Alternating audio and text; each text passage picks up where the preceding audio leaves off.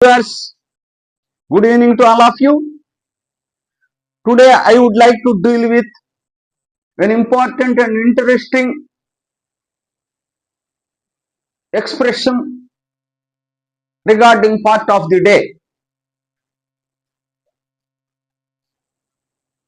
Part of the day అంటే morning, afternoon, evening, night అని తెలుసు.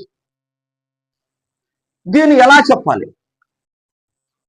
ఎస్టర్డేకి సంబంధించి yesterday morning, yesterday afternoon, yesterday evening అనాలి. ఎస్టర్డే నైట్ అని మాత్రం అనకూడదు. లాస్ట్ నైట్ అని అనండి. బాగా గుర్తుపెట్టుకోండి. ఎటువంటి పరిస్థితులు అనకూడదు. ఎందుకంటే గతానుగతికంగా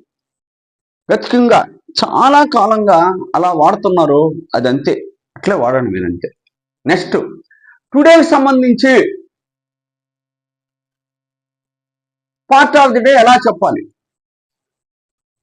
టుడే మార్నింగ్, టుడే ఆఫ్టర్నూన్ అనకూడదు. This morning, this afternoon, this evening అనాలి.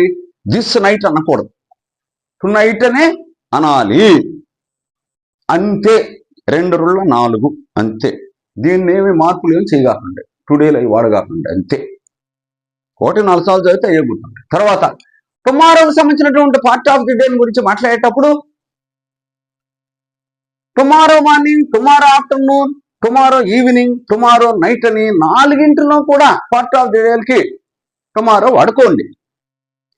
నెక్స్ట్ అనే పదం ఎటువంటి పరిస్థితులు వాడగాకండి. నెక్స్ట్ అంటే అది ఎప్పుడైనా కావచ్చు, టుమారోనే కావాలని లేదు అని అంటున్నారు. So kindly remember, observe and remember all these things. You use them repeatedly so that you can remember them. Thank you very much.